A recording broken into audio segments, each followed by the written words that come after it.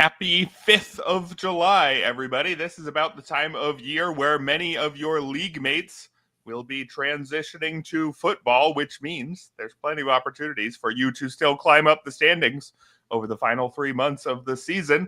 We'll give you 20 names that you could consider adding this week here on the RotoWire Fantasy Baseball Podcast.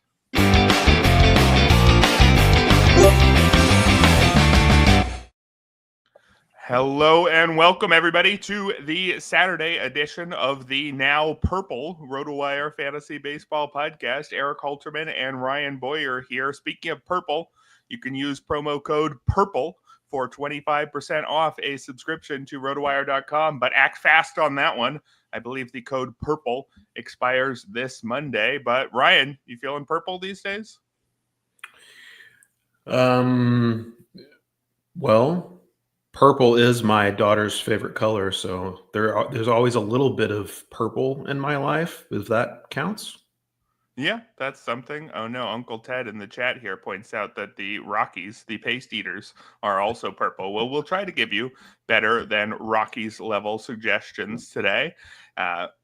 We are enjoying, of course, the new layout over here at RotoWire.com. Recommend everybody check it out. But the content should still be the same. No more purple than usual. No less navy either. We will have the usual set of 10 priority ads and 10 deep league ads for you soon. But as always, we like to get started with some of the headlines, which usually includes some injury news. But how about some positive injury news for once? Corbin Carroll, who was placed on the IL with a fractured wrist just on June 24th. I don't know how long you would expect a fractured wrist to keep somebody out for, but I would say more than about 2 weeks. He is back from the IL today. Just a chip fracture in his wrist, which I guess means that's something you can heal from quickly. I mean, you're throwing Corbin Carroll right back in the lineup, whether or not you're worried, though, I guess. So for fantasy purposes, it doesn't matter all that much whether or not us non-doctors feel like this seems a bit fast. Yeah, it just seems like one of those things that I would guess that as you mentioned, a non-doctor, I would guess that that's probably not healed. It's probably just a small enough fracture that he can play through it, kind of how players often play through like a fractured pinky toe or right, something like that. It's just a pain tolerance thing. This is his wrist, though. So, I mean, that can certainly affect the swing, the power output. Hopefully that's not the case. But as you mentioned, I don't know that there's really anything actionable with this because you're going to throw Corbin Carroll back in your lineup regardless. And we can just kind of cross our fingers and hope that this does not affect his performance. Yeah, seems like a popular thing to do this year is play through a minor fracture of some kind. William Contreras doing the same. Somebody else was doing it too. I forget off the top of my head who it is, but Lindor with the fractured pinky toe, right? Or was it a pinky finger? No, you're right. That's who it was, Francisco Lindor. So Corbin Carroll joining the Cool Kids Club, playing through a fracture of some kind. I would expect maybe some level of reduced performance this month, but it kind of makes sense that the Diamondbacks would rush him back. It's decision time for them. If they can make a run in the next few weeks, then they're buyers at the deadline. And if they don't, then they're sellers at the deadline. And maybe they give Carroll his rest then. Not sure exactly how they'll play that, but I agree with the comment here. Behind says maybe a little bit of a desperation play, but you can kind of understand because they got to make a decision soon about what they're going to do. Yeah, so hopefully things go well for Corbin Carroll. If you are listening to this live and you're in a daily moves league, get Corbin Carroll in that lineup right away. On to some other news, though. We had a prospect call up for a formerly interesting prospect, Colson Montgomery of the White Sox, somebody who was a first-round pick a few years ago and was a pretty highly rated prospect for his initial climb through the minors, and then really stalled out in the upper minors. Still just 23 years old, but a 2021 first-round pick who had good numbers through 2023 and then hit a wall in AAA. He spent what is it, 185 games at the AAA level, had a 710 OPS there last year, 733 this year, strikeout rates of 29% and 34%. We did not include Colson Montgomery on our deep league ads. He's going to play for the White Sox, but do you regret not including him? Do we think that we should actually add Colson Montgomery anywhere? I'm fine taking a shot on him in a deeper league. My expectations are low. I mean, as you kind of mentioned, it seems like we've been waiting a couple of years for him to debut. He's drawn buzz for getting called up to debut for a while now. It's finally happened. But as you mentioned, moved up the ladder in the minor league system, and his numbers have trailed off. And the White Sox actually sent him to, I think, the Arizona Complex League for a while this year to get his swing kind of reconfigured, I guess. And maybe it was just a confidence thing too. And he's been better since he has come back from that, obviously, to earn a promotion. But yeah, he's still only 23. We've, mentioned that, been waiting for him a while to get called up, but he's still really young. Going to play, I believe, this whole season at 23. Obviously talented, has some power, a little bit of speed. Strikeouts have been an issue, especially in the upper minors. Just a lot of inconsistency. As I mentioned, it's fine if you want to throw a dart at him in a deeper league, but I think you should keep your expectations pretty low. Yeah, that sounds about right. And there are probably some other darts that we'll talk about today who I would rather throw. More injury news to discuss here. Just a couple minor injuries that we're tracking this weekend could lead to pickups depending on how things go. Nolan Arenado scratched from the lineup today against the Cubs due to a right shoulder impingement. He also missed time earlier this week with a sprained finger. No word yet on whether or not this is bad enough to send him to the IL. If it is, though, who would you be picking up in St. Louis? I guess it would be Sajacy that would get a boost in playing time, although it might be Jordan Walker. He's on the IL now. They could put Nolan Gorman, I assume, at third base, probably most days. Gorman's been seeing time at DH. They could slide Burleson back at DH, put Jordan Walker in right field. But there's also Sajacy as well. We don't know yet if it's going to come to that. It seems more like a day-to-day situation. Maybe Arenado could be used at DH for a while if it's affecting his throwing, the shoulder impingement. But in that case, he would just kind of swap spots with Gorman, who's been at DH. So it wouldn't really change who's playing if that happens. So we'll see. We'll see if it's more than a day-to-day situation, but that's what it seems like currently, just a day-to-day thing. All right, and another potentially day-to-day injury that we're tracking here, Andres Gimenez. He injured his ankle Thursday, or maybe I guess he injured it Wednesday against the Yankees.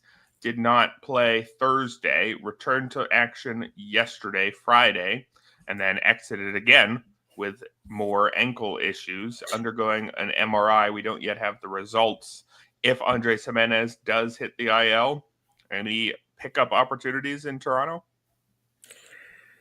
Not really. I mean, Davis Schneider's at second base today, I believe. He had a 2-homer game this week. He's been interesting in fantasy at times, but so maybe a deep league play there. But I don't know that there's Will Wagner, I guess, could get some at bats, but he's more of a floor play than a ceiling play. So I think it would be deeper league options more so than your standard mixed league. All right. Should we move on to players who are interesting in those standard mixed leagues? We've got 10 names here.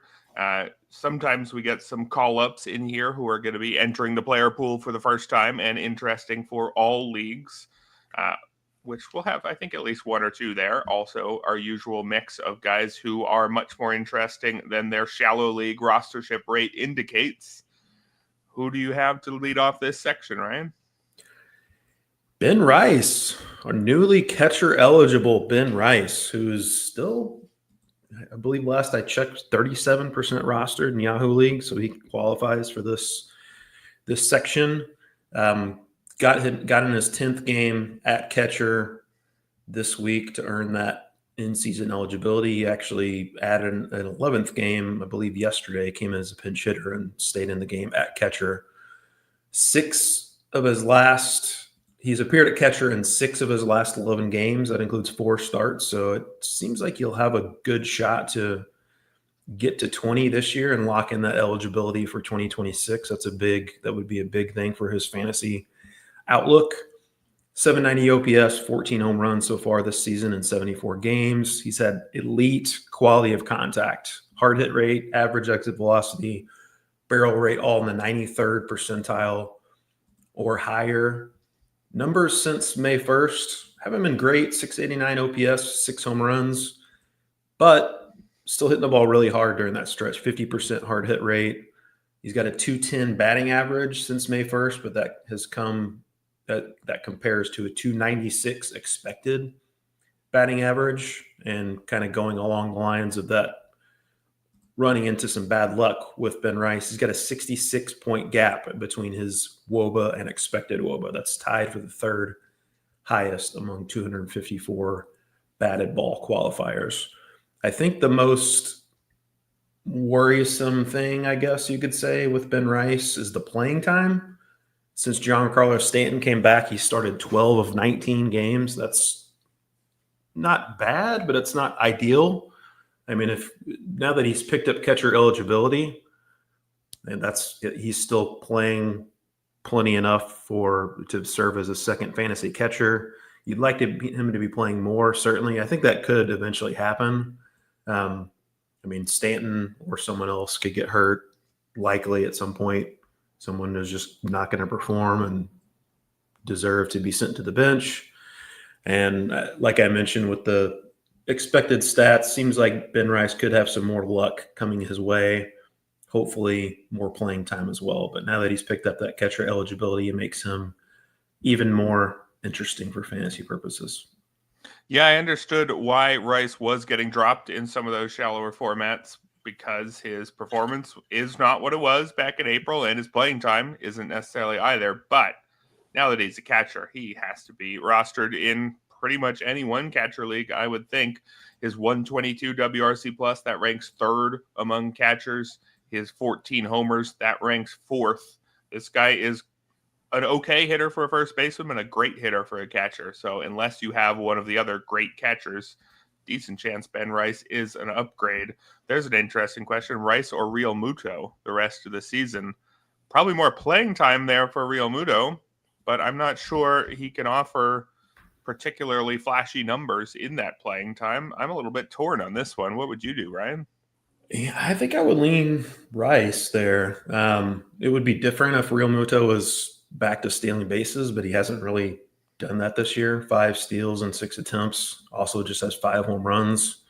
And I think I would lean Rice who probably has more power potential at this point than Real Muto. Yeah, I think we could go that way. Real Muto, 80% rostered on Yahoo, just to give some context here, whereas Ben Rice, as we said, was down at 37%. So I think there's a lot of guys between 37 and 80% that I would rather have Ben Rice than those guys. But moving on to the next name here, Zack Gelof, who was asked about by Joe G at the top of the show. Definitely an add in deeper leagues where he's just entering the pool for the first time. And I think, depending on what your team looks like, I think there are teams in most formats where somebody should be looking to add Zack Gelof. Gelof making his season debut this week, had missed the entire season with rib injury, a stress reaction in his rib. Well, no, it was a hamate fracture at the start of the season, and then a stress reaction in his ribs while on rehab kept him out until just this week. Zack Gelof was a player who burst onto the scene with 14 homers and 14 steals in just 69 games as a rookie. really fell off last year, though. Batting average dropped from 267 all the way to 211 as his strikeout rate jumped from 27 to 34%. If his strikeout rate is at 34% again this season, Zack Gelof is not going to help many fantasy teams, but with the move from a very tough place to hit in Oakland to a very easy place to hit in Sacramento, and with Gelof parachuting in during the hot summer months in Sacramento as well, I think he's going to have a lot of help to cover his worst areas of his game. And he does have power and speed. Even last year, while things weren't very good, 17 homers in 547 trips to the plate. That's pretty close to 20 homer pace if he played a true full season. Combine that with 25 steals. So if you're a team where you need batting average and you're doing okay in power and speed, yeah, don't look at Zack Gelof. But if your batting average is in a pretty good place, Zack Gelof should be able to help you in power and speed. And again, with that park, I'm less worried about the batting average than I might be otherwise. He does, though, need to get that strikeout rate down to at least, 30%, not the 34 it was last year. So Zack Gelof, I think, is going to get some pretty big bids in, say, NFBC formats where he's just eligible to be picked up for the first time if nobody had drafted him. Yeah, Gelof, I guess like maybe, I don't know, a week or so ago, maybe a little bit more, when it looked like he was going to be coming back soon, I double checked the handy RotoWire My Leagues tool to make sure he was rostered. We're checking where he was rostered, and he was already rostered in every one of my leagues, which surprised me a little bit. So I think there is a little bit of excitement for Gelof coming off the IL. As you mentioned, there's plenty of holes in his game, holes in his swing. But he's already shown last year that he has ability, especially in categories leagues, to be a viable contributor, even if he's striking out a lot. So, and again, much more friendly home confines as well. So I like the Zack Gelof call. Another second baseman / shortstop. My next recommendation, Otto Lopez. Like Ben Rice, he's been unlucky from a WOBA versus expected WOBA 54-point gap.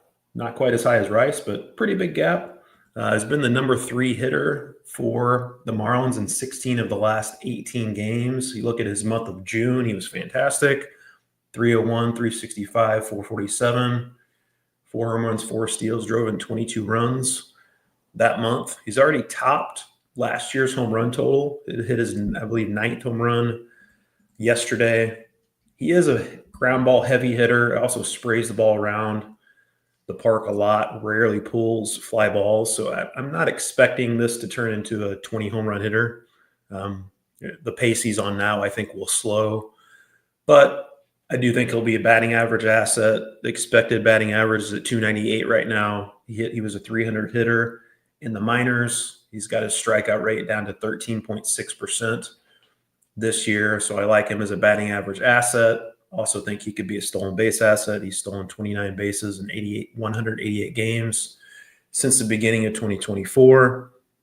Also an elite defender. So he's going to stay in the lineup and has the opportunity to compile a little bit, even if he falls off a little bit offensively. So I think Otto Lopez is pretty underrated and should be picked up in leagues where he's available. Yeah, Otto Lopez is a bit of a tricky one for me because in deep leagues, certainly he'd already be picked up just because regular playing time from a player who's not bad, that's already scooped up in most 15-team formats and similar. Then there's just a question of if he offers quite enough for those shallower leagues. And I think when he's playing well, he does. I think he's close to that borderline. The only thing he does that really stands out is make a lot of contact, but I think that that's good enough. I just wouldn't be surprised if, we see him go a month where he's got an okay batting average and has a steal and a homer. He's kind of one of those guys, but I think useful enough when things are going well for him. Ha-Seong Kim is my next name here. Kind of a similar, does a little bit of everything from a good up-the-middle defender kind of profile to Otto Lopez. However, we do have to check on the news on Ha-Seong Kim this weekend. He is just making his season debut. He just made it yesterday, was dealing with shoulder and then hamstring issues as well. The Rays signed him to a pretty real contract, though, for Rays terms, 2 years, $29 million. And that was with the Rays knowing that he was going to miss at least the first month or two with shoulder surgery. I think they didn't expect it to be 3. That was the hamstring setback. But the Rays seem pretty committed to this guy. If he's healthy, I would expect him to play pretty much every day at shortstop, maybe occasional starts elsewhere in the infield too. Taylor Walls can't seem to even reach a 600 OPS. Problem is, Kim had to leave with a calf injury in his first game. Looks like could just be cramps, in which case he'll probably be back in the lineup tomorrow, and I think we're good to go with some real bids for Ha-Seong Kim, who is not a power hitter, but does hit for what should be a respectable average. He makes a lot of contact, got down to a 16% strikeout rate last year, also combined that with a 12% walk rate. So somebody who can get on base a lot. He stole as many as 38 bases 2 years ago, had 22 last year. Topped out at 17 homers 2 seasons ago. So again, not big power, but respectable average, good speed, should play quite a lot, assuming he's healthy. Where would you rank Ha-Seong Kim compared to the other 2 middle infielders we talked about, Zack Gelof and Otto Lopez? If you tell me that the calf issue is winds up being a non-issue, I would put Kim at the top of that list. I mean, I think he's a very safe bet from a steals perspective. And like Zack Gelof, he's also going to benefit from playing in a minor league park that's very hitter friendly. So check on that calf issue, but if it winds up being not a major problem and he doesn't have to go back on the IL, I like Ha-Seong Kim at the most out of those 3 guys. Noelvi Marte, next guy on my list, also back from the IL, started at third base and batted 7th for the Reds on Friday. Marte hasn't been able to match those big quality of contact numbers that he produced back in 2023 when everybody got excited, but it's a small sample so far this season and has already produced a max exit velo of 116.7 in 2025. He's consistently put up big max EVs and also sprint speed numbers at the major league level. Big power potential, big speed potential.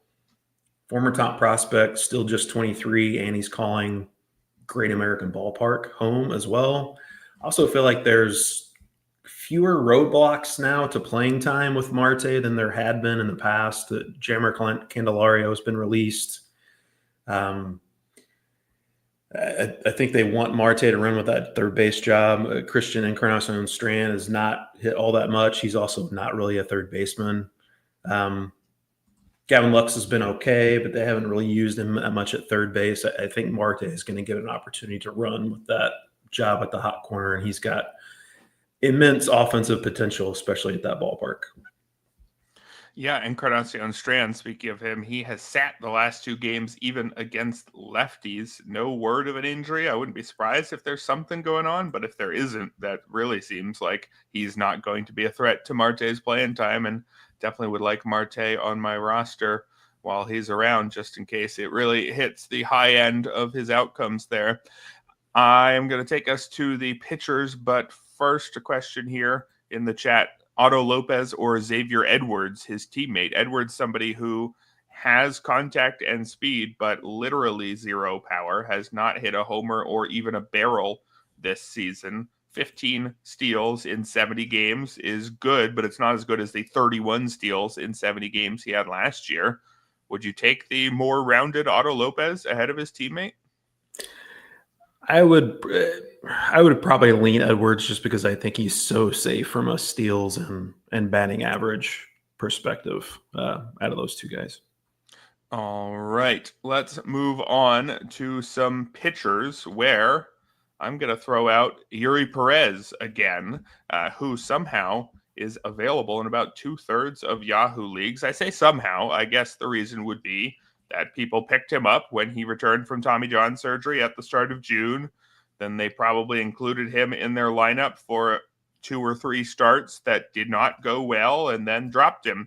which in a shallower league, I guess, is sensible enough.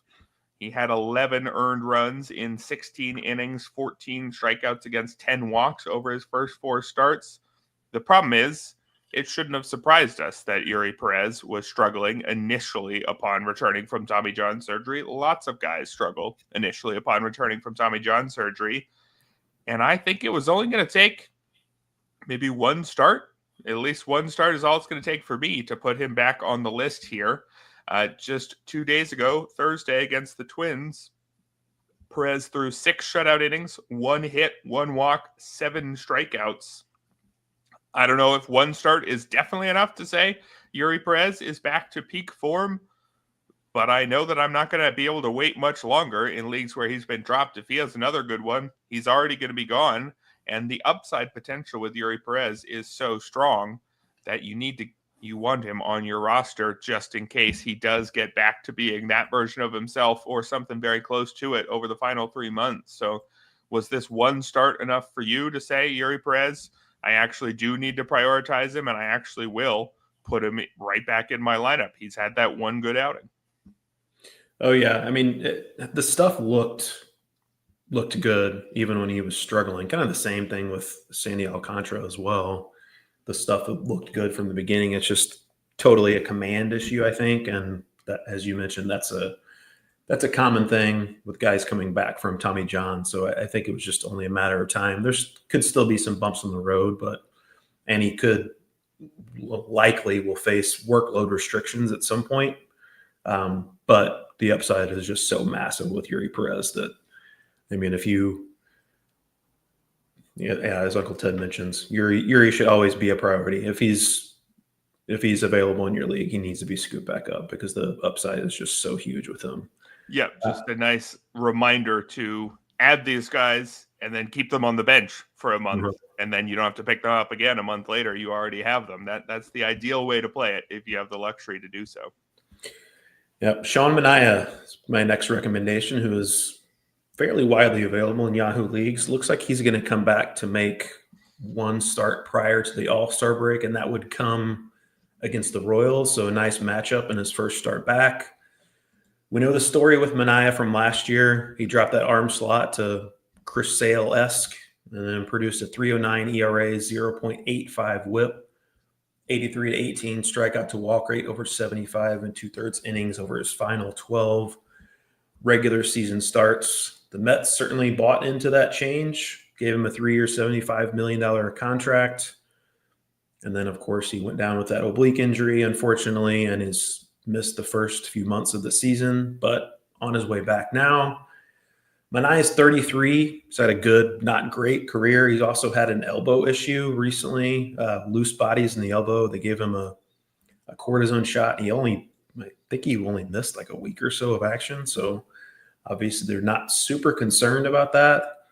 There's naturally going to be lots of skepticism about a guy of that age who really seemed to discover something and went on such a great run. But anytime there is like just a big improvement from a guy like that, it's usually because they made a tangible change and they're with something, and that's what he did. And he took off at that point. So I'm pretty well buying into what Manaea did last season. I mean, he's not going to post a .85 whip the rest of the season. I'm not expecting that, but I do expect him to be a guy that you want in your lineup most weeks when you have him, and it helps that he's pitching for a good team as well. So if Sean Manaea is still available in your league, I think he should be picked back up.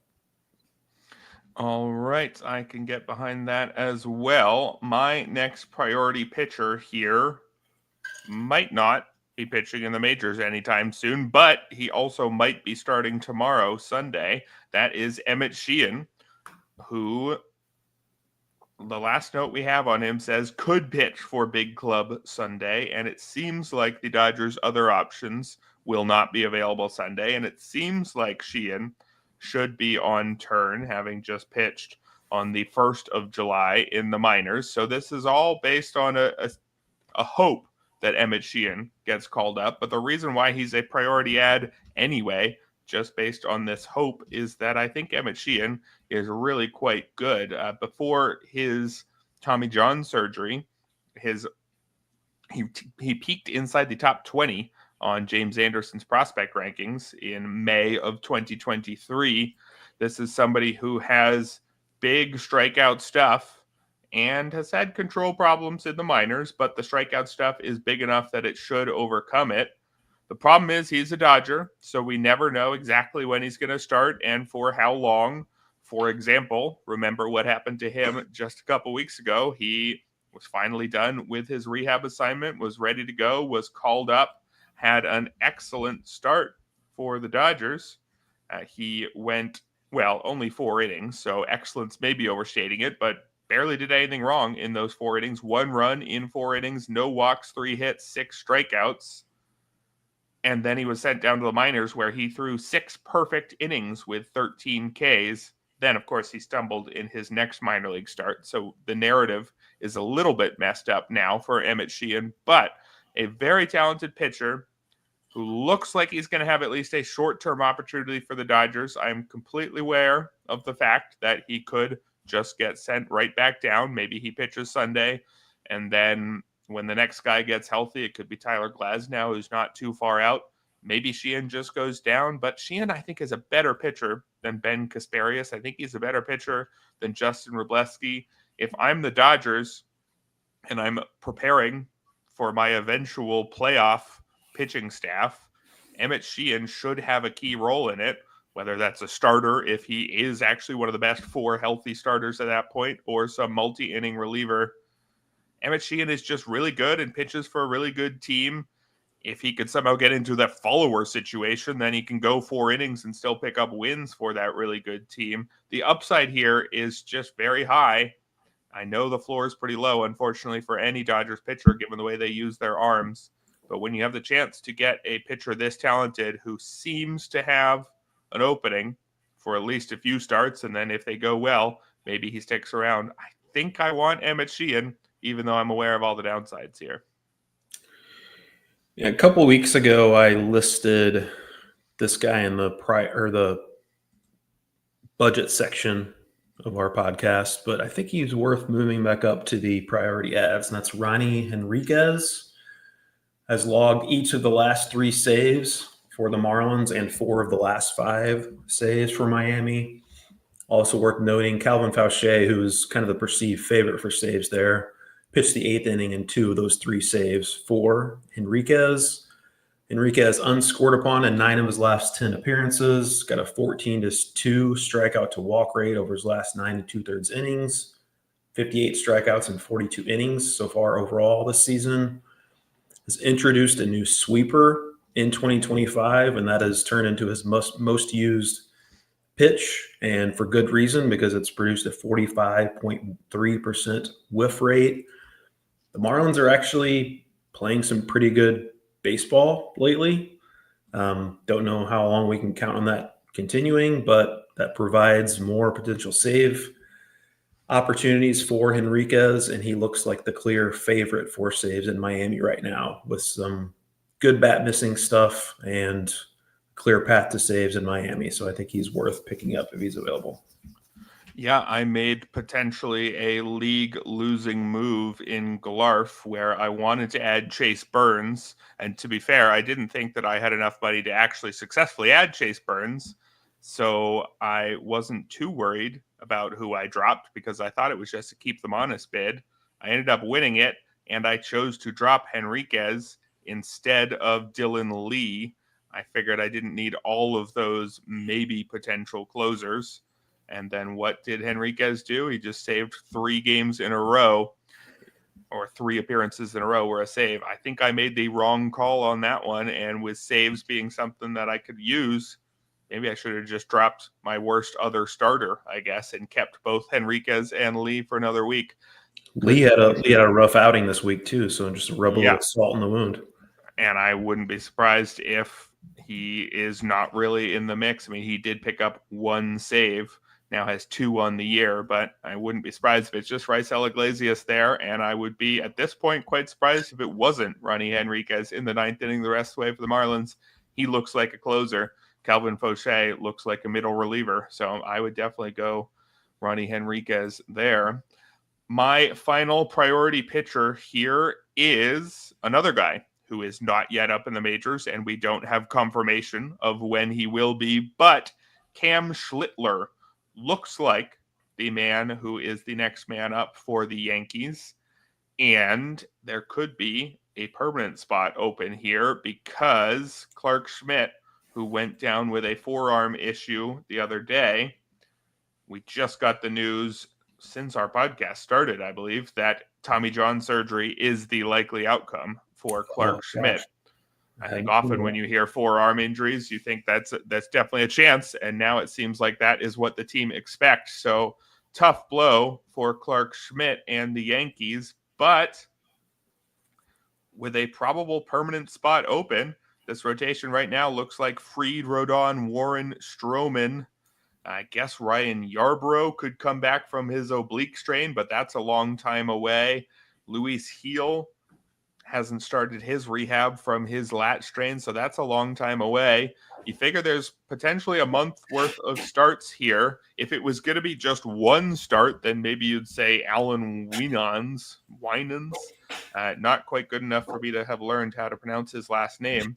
I think he could be the option if it's just a spot start and then it's the All-Star break and then they figure out something else after that. But Cam Schlittler, a pretty interesting prospect who in 15 outings across the two highest levels of the minors this season has a 2.82 ERA, a 1.21 whip, a 32% strikeout rate to go with a league average 8% walk rate. This looks like a pretty interesting player who could have the opportunity to make 3 months worth of starts for one of the best teams in the league, offering him plenty of chances to win alongside that good strikeout stuff. So I would go add Cam Schlittler now and hope that it is, in fact, him who gets that job, because that seems like the sensible thing to me. Yeah, Cam Schlittler, every Yankees play-by-play guy's favorite addition to the rotation, because it's going to cause some tongue-twisting issues probably. So be careful, Yankees play-by-play guys, if he does indeed get the call. Yes, indeed. Well, we will move to the Deep League ads right after these messages from our sponsors. First, the NFFC. The NFFC RotoWire Fantasy Football Online Championship is live. Play fantasy football against your favorite RotoWire experts on NFFC this football season. Jeff Erickson, Nick Whalen, and more will compete in the RotoWire NFFC Online Championship for a shot at $250,000. Sign up for a draft today at rotowire.com/high stakes. That's rotowire.com/high stakes. We're also brought to you by Home Run Forecast. Can the weather really help a baseball travel farther? Turns out, yes. The air can affect how far a baseball carries by up to 20%. Home Run Forecast uses real-time weather data to rate each game's conditions for ball flight, assigning every matchup a 1 to 10 score based on how home run friendly the air is. On the premium site, you'll get game-by-game, hour-by-hour index values, 24-hour forecasts, wind direction, roof status, and more, all for less than $6 a month. Check it out at homerunforecast.com and gain a weather edge before first pitch. Welcome back, everybody, to the Saturday FAAB edition of the RotoWire Fantasy Baseball Podcast. Erik Halterman and Ryan Boyer here going over our top pickups of the week. Moving on to the Deep League ads. Ryan, who's your first pitcher? Justin Wrobleski, my first pitcher. When used as a traditional starter this season, Wrobleski has a 9.82 ERA, 1.82 whip, and a 9-6 strikeout to walk rate in 11 innings. As a bulk reliever, 1.48 ERA, 0.82 whip, 25-3 strikeout to walk rate in 25 1/3 innings. His last 4 appearances have all been in bulk relief, and he's slated for a 5th one today in bulk relief following Shohei Ohtani. So it seems like the Dodgers and Wrobleski have figured out the best role to use him in.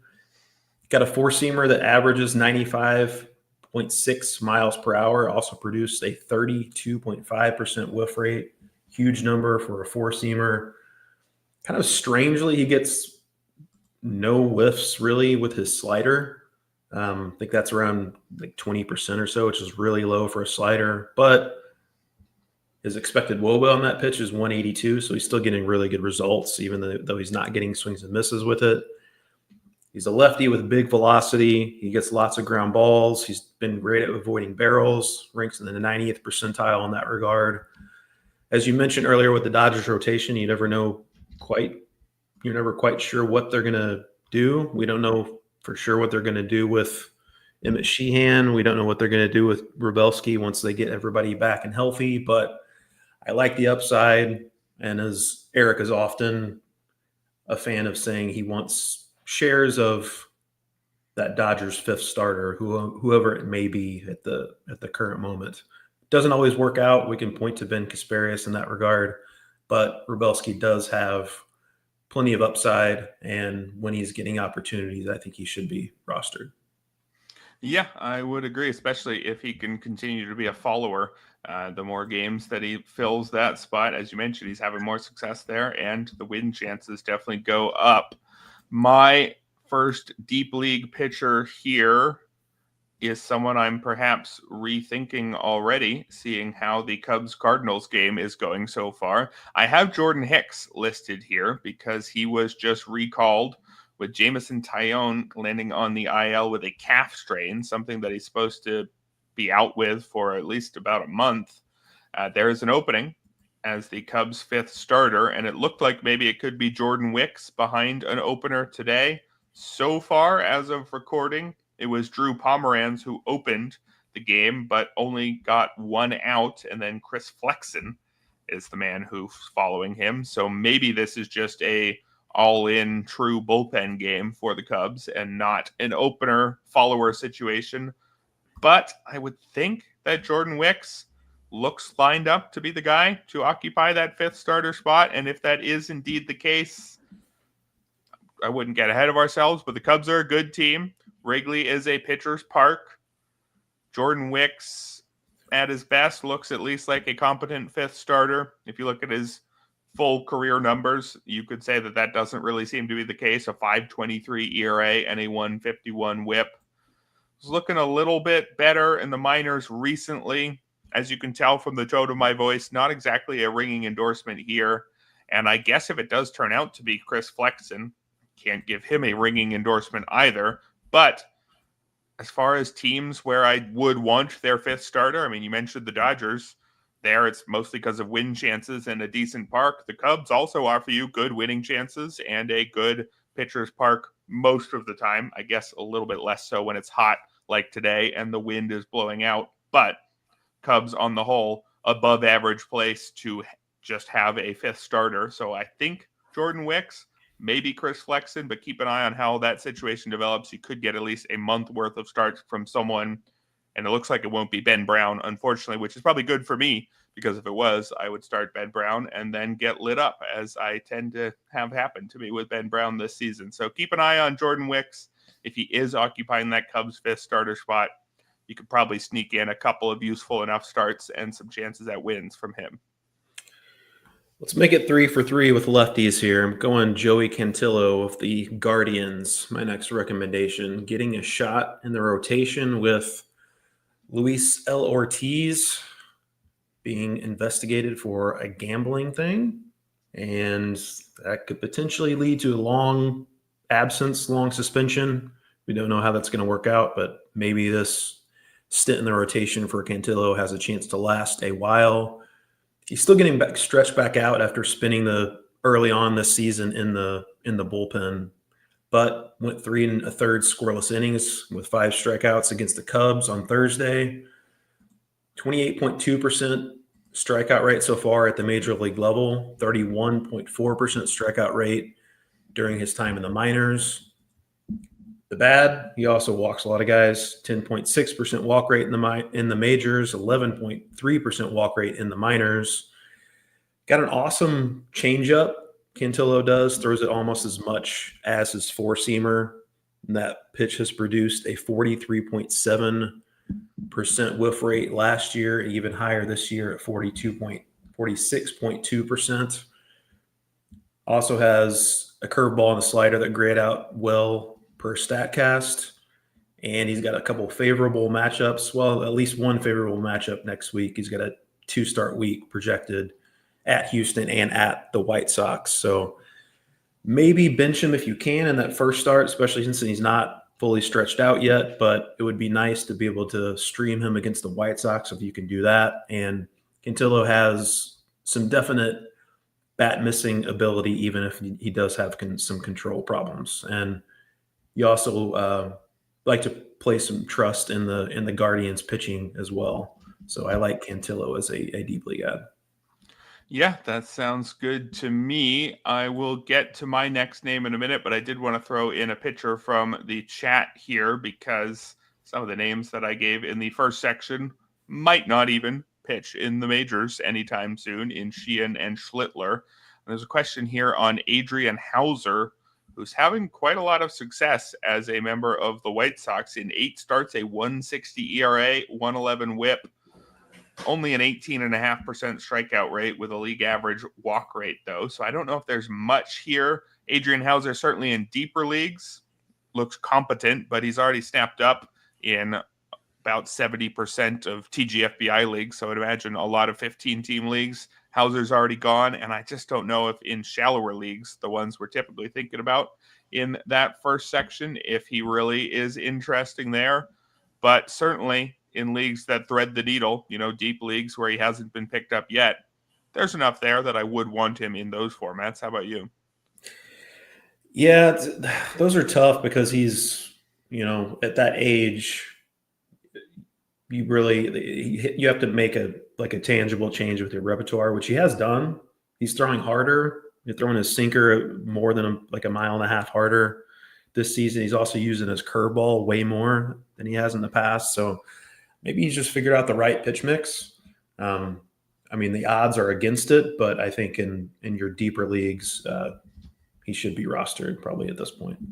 Yeah, I think that sounds right to me. I just wouldn't bother messing with him in shallower formats. Also a question about Trevor Rogers here, who I think we talked about a week or two ago. Certainly somebody I'd want in the deeper formats. Is Trevor Rogers moving up into the shallower leagues as well, or no? I would stay in shallower leagues, especially since he's looked great during his chances with the Orioles, but still really wasn't pitching that well in the minors. So I have a tough time placing a lot of trust in him outside of your deeper formats. Yeah, I would say I'm not too surprised we're getting questions like this, though. This week, it seems like a lot of the guys getting picked up in the shallower leagues are these pretty boring, typically deep league starters who have just been hot lately. And there's not a lot else popping through right now. So I can understand why people are looking their way. Very much still just streamers, though. I think if I'm looking at those kind of guys in a shallower format, it's matchup to matchup and nothing more than that. My next deep league pitcher, though, is Mike Burrows, who got the call, a couple months ago at this point, for the Pirates ahead of Bubba Chandler. Bubba Chandler has not pitched like he deserved the call up, and Mike Burrows actually has pitched as if he deserves to be here. 4.15 ERA in 8 outings is not great, but ERA estimators like XFIP and Sierra, they're in the 370s for him. It's a 24% strikeout rate to go with a 7% walk rate. That's both a little bit better than league average. You toss in a very nice pitcher's park in Pittsburgh. And if Burrows is now establishing himself as a member of this rotation, if we don't feel like Bubba Chandler's right around the corner, and then we can say Burrows has a safe starting spot, which probably will get even safer if the Pirates trade away, say, Mitch Keller or maybe Andrew Heaney at the deadline. I think Mike Burrows looks like he's here to stay. And I think he looks all right. I think I would be pretty happy to have Mike Burrows on my roster in a deeper league, but again, not somebody who I'd be chasing in shallower formats just yet. Hey, Bubba Chandler, 6 shutout innings last night at all right, there you go. Indianapolis. So maybe he's trending in the right direction, just in time to take Mitch Keller's spot in the rotation after he's That traded. was the first time that he'd even thrown 5 innings since May. So maybe Bubba Chandler will be up soon. Maybe you could consider stashing him now. He's a big-time prospect who is coming off of one good start. but I don't know. It was a pretty long time in the wilderness for him there. You got one more deep league pitcher for us? I do. Logan Evans with the Mariners getting another shot in their rotation with Hancock being sent down. He went 5 2/3 scoreless versus the Royals on Thursday in his first start back in the rotation. 2.96 ERA, 1.25 WHIP in 8 major league starts so far for Evans. He's not a big bat misser. He throws 6 pitches, and his fastballs, his 2 different fastballs, make up just a quarter of his repertoire. So, bit of a junk baller, but pretty good results in the minors. He's in a good park, in a organization that's known for good pitching development. This is a more of a floor play than a ceiling place, but I think Logan Evans maybe qualifies as the younger version of Adrian Hauser, that he's pitching well right now. Maybe you don't trust him in your shallower leagues, but I do think he's worth rostering in your deeper formats. Yeah, if you're competent at all and pitch in Seattle, I think you're usable in about half your starts at least. So in deeper formats, I think Logan Evans makes a lot of sense. We're going to move to the deep league hitters after I throw in a couple more names from the chat here. There was a question about Andrew Painter. Now that Mick Abel has been sent down, I would expect to see Andrew Painter soon after the All-Star break. I think they're probably still on the same schedule there. I think the Phillies, they only need that 5th starter spot once more before the break, and it seems likely to just be Taijuan Walker making a spot start Tuesday. But I would be pretty surprised if it wasn't Andrew Painter soon after the break. I will say he hasn't exactly lit AAA on fire lately, so they hasn't really done anything to accelerate his timeline. The Phillies have been pretty cautious with him. His last 6 starts, it's actually a 5.72 ERA and 1.55 WHIP. So I don't know if we're going to see amazing performance from Andrew Painter as a rookie. You've got to remember this is his first year back from Tommy John. So I don't know if the upside is as high as the prospect pedigree suggests, but on the off chance that it might be, I think still a pretty reasonable stash and a pretty good time to do it, since he shouldn't be waiting for more than maybe 3 weeks. Yeah, if we're looking on the positive side of his recent run at AAA, he has gotten his pitch count up 89, 91, 95, his last 3 pitch counts. Unfortunately, none of those have been able to clear 5 innings because, as you mentioned, he hasn't pitched all that well. But I think he falls into the Bubba Chandler section just as far as upside goes. But as you mentioned, going to face some workload restrictions and could have command issues as he comes back from Tommy John. But the upside warrants him being stashed if you have that roster spot available. All right, and then there was just one more to throw in here. Thoughts on who would be the Braves' 5th starter moving forward? I guess they've had so many injuries that Didier Fuentes is now up to the 4th starter after Spencer Schwellenbach's fractured elbow. It looked like maybe Dylan Dodd could be the follower today, and he has past starting experience. So maybe in a particularly deep league, throw a little bit of something at Dylan Dodd, but I wouldn't do so with confidence. Yeah, Hurston Waldrop is still at AAA. There's some upside there. Last time I checked, I think he had actually pitched pretty well lately, but admittedly, haven't checked that more recently. Maybe he will get another shot. But yeah, I think Fuentes looks like the guy right now, but he doesn't look like he's quite ready for the spotlight just yet. All right, so let's move to the deep league hitters, where I'm going to get things started with Ha-Seong Kim of the Dodgers, who should be one of the beneficiaries of Max Muncy's injury. Max Muncy was slid into by Michael Taylor at third base on a stolen base attempt earlier in the week, was placed on the IL Thursday. They're calling it a bone bruise in his left knee, so it could be worse, but expects to be sidelined for at least 6 weeks. Miguel Rojas might get some starts at third against lefties, but it should be Kim at second base against righties, with Tommy Edman apparently sliding over to third base. Ha-Seong Kim, a pretty interesting player. In Korea, He never showed a ton of power, topped out at 11 homers in last year, his best season. Had multiple seasons with 30 or more homers and was pretty much always hitting at least 300 over in Korea. He's hitting 360 in 96 plate appearances so far as a big leaguer, although there's a 441 BABIP driving that. Somebody who should make a good amount of contact. A 20% strikeout rate is only a little bit better than league average, but he was as low as 11% in his best season in Korea.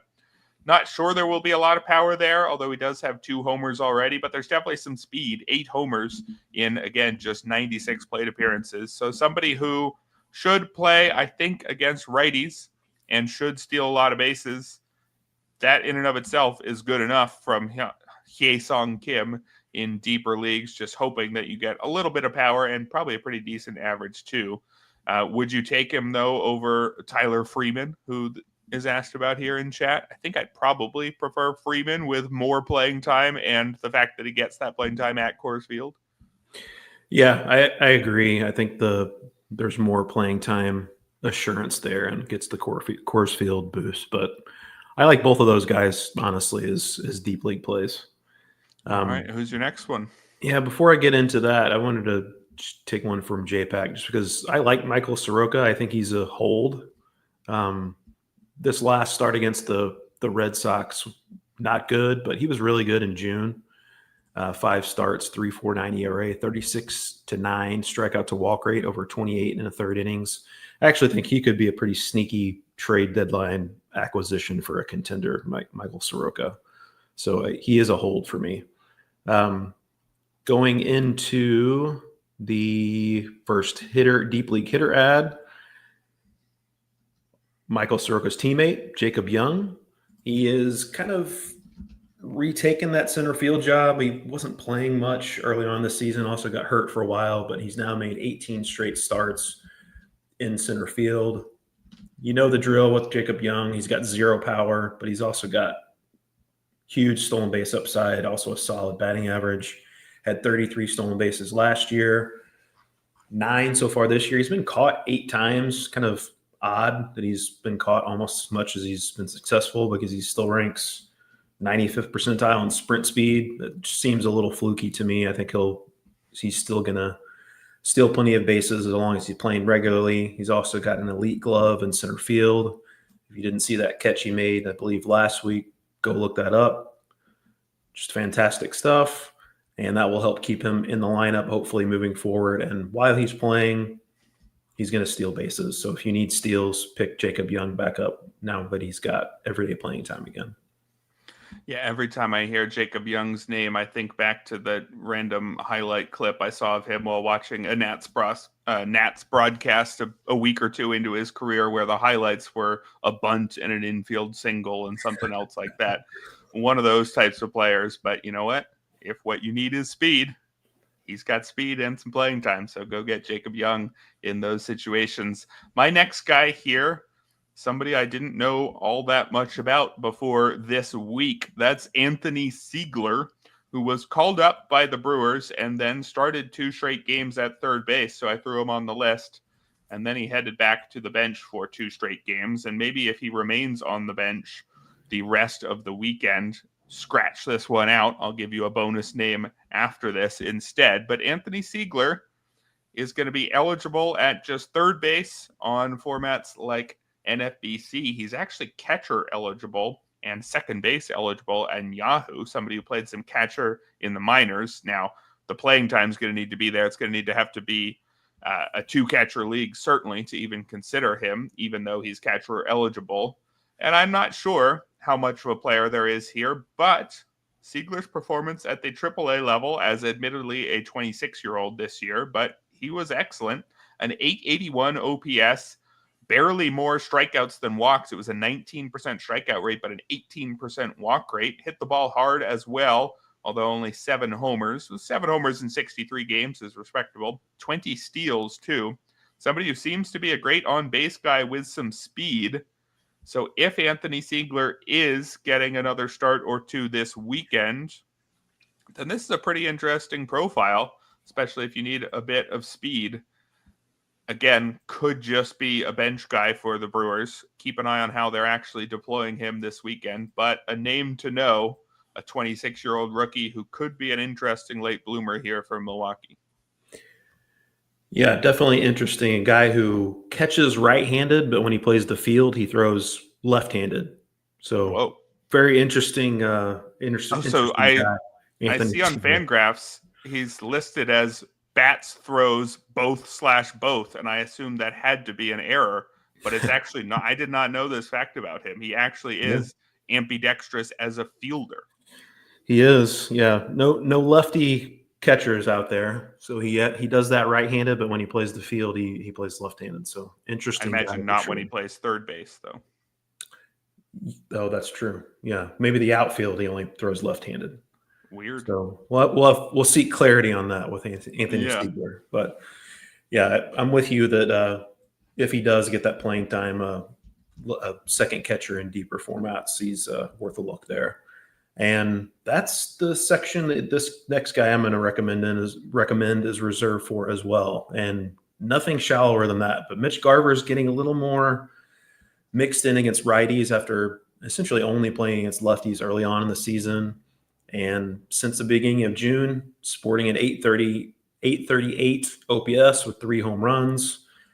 Still hits the ball really hard. Mitch Garver, 48.9% hard hit rate, 92.1 mile per hour average exit velocity. It's kind of been his thing throughout his career. He's always hit the ball incredibly hard, drawn a lot of walks, struck out a lot. The playing time has not been ideal. It's still not really ideal, honestly, but if you are in the need of a second catcher and you're not necessarily looking for a guy who's going to pile up a ton of playing time, but could potentially offer some potency with the bat, I think Mitch Garver is worth a look in that situation. Yeah.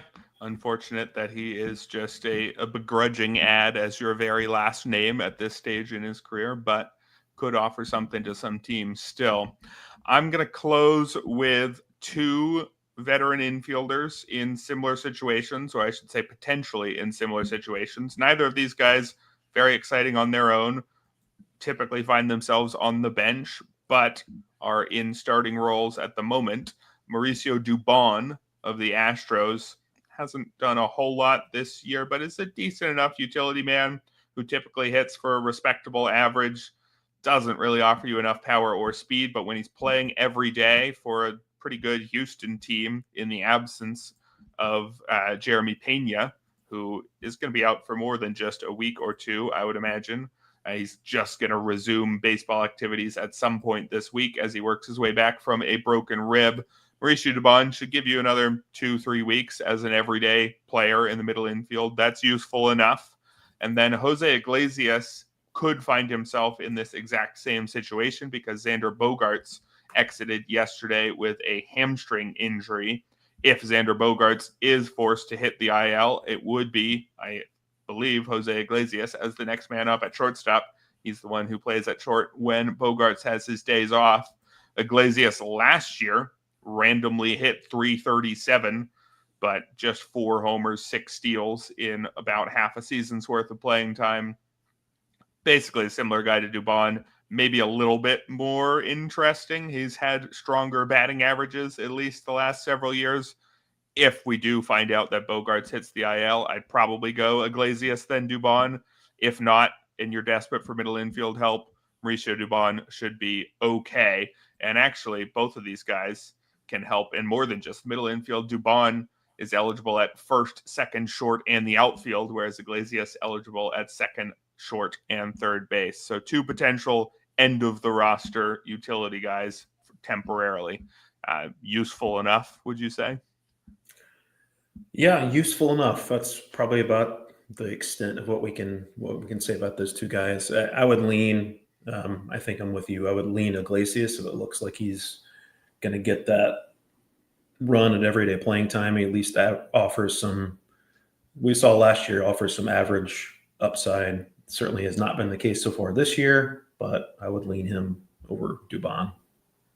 All right, that's pretty much going to do it for us. I just want to throw in one last question here. When will Joe Boyle get the call? We've been mentioning a whole bunch of pitchers to stash because, again, for whatever reason this week, a lot of the guys getting picked up are your Adrian Hauser types who just don't have a lot of upside but have been pitching well lately. So we mentioned Emmet Sheehan. We mentioned Cam Schlittler. I don't know when Joe Boyle will get the call. It might be after the next Taj Bradley start. It might be when the Rays decide Drew Rasmussen needs to back off in his innings and just be an opener, perhaps an opener for Joe Boyle or something like that. But would you prefer to stash Boyle to Sheehan or Schlittler? Definitely not to Sheehan. I would think I would stash him over Schlittler. We could also see the Rays are obviously in playoff contention, but I could definitely see them trading Zack Gelof as kind of a straddling both buyer and seller, and that could open up a slot in the rotation for Joe Boyle. So that's a possibility there. Yeah, I could see him entering the rotation within a month. It could happen next week. It could happen not until next year, though, unfortunately.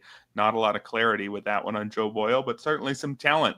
That's going to do it for today's show. Thank you to everybody who hung out in our busy chat again today. Remember, you can use promo code PURPLE for 25% off a RotoWire subscription. I believe that also gets you 25% off the new football draft kit app. But remember, promo code PURPLE expires Monday, so act fast on that one. Thank you, Ryan. Thank you, listeners. We'll be back tomorrow, or I should say the RotoWire Fantasy Baseball Podcast will be back tomorrow. Jeff and Scott going over this weekend's FAAB here on the RotoWire Fantasy Baseball Podcast.